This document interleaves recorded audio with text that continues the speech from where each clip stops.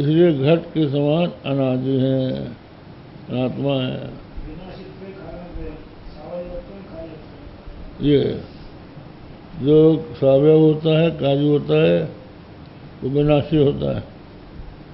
तो ये घट के समान आत्मा है, और आत्मा जो है वो अनादि है। तो आत्मा की अनादिता के लिए अनुमान किया जाता है। अगर आत्मा नित्य न हो तो अकृताभ्यागम और कृत विप्रनाश दो दोष आ जाते हैं। आप देखिए, कुछ लोग जन्म से ही दुखी होते हैं।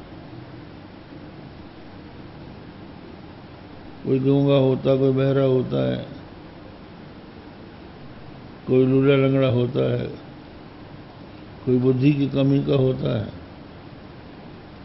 उसने कौन सा पाप किया है जो उसको ऐसा बनना पड़ा? कोई सुंदर होता है, कोई असुंदर होता है। तो कहना होगा कि पहले जन्म में उसने बुरे कर्म किए थे।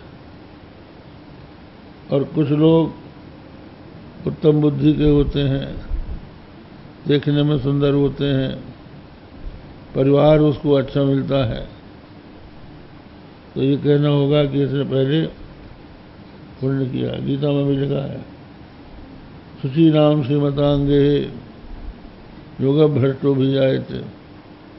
पवित्र श्रीमानों के घर में योगा भ्रष्ट का जन्म होता है। तो ये पुण्य का फल है।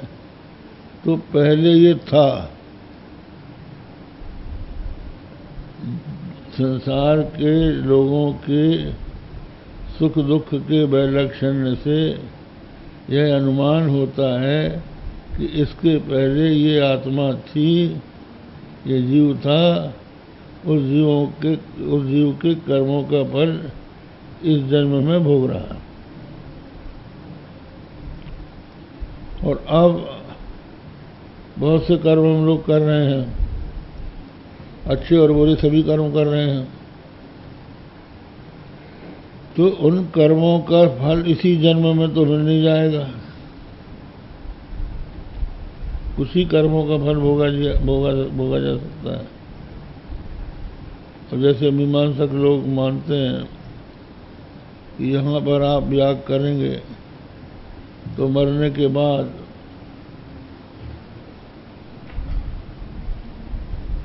आपको स्वर्ग की प्राप्ति होगी।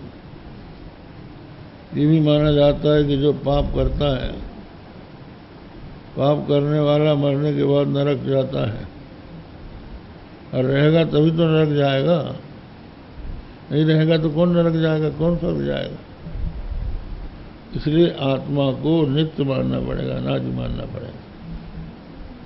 तो जो नित्य नहीं है, जो नश्वर है, वो आत्मा नहीं हो सकते। ये देह इंद्रिय आदि नहीं हो सकते। और इसी तरह से सावयव है, तो सावयव का मतलब एक कार्य होना है।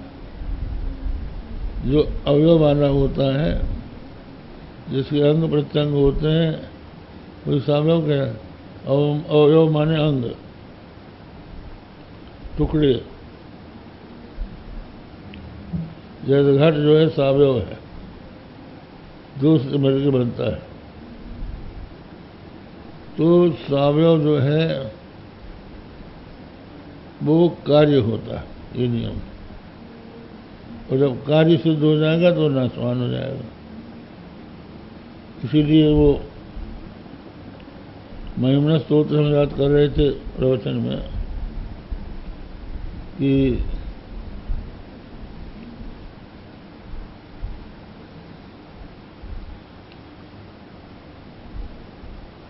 अजन्मानो लोका,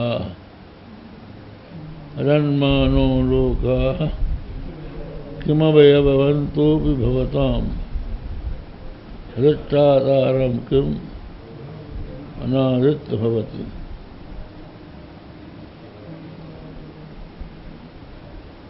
अनीशो वा कुर्यात वन जन्मे कब परिकरो तो यतो मंदा त्वम कमरवर संशय हृदय में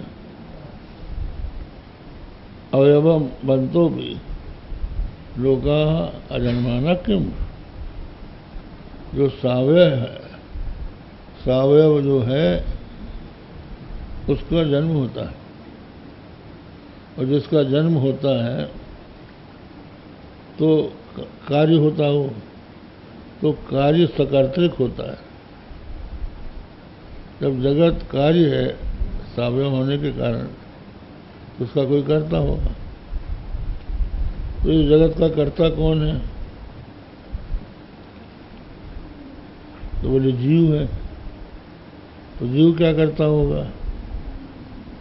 अनीशो वा कुर्यात भुवन जनने कब परिकरा, क्या उसके पास परिकर साधन है? किस साधन से ये जीव संसार की रचना करेगा?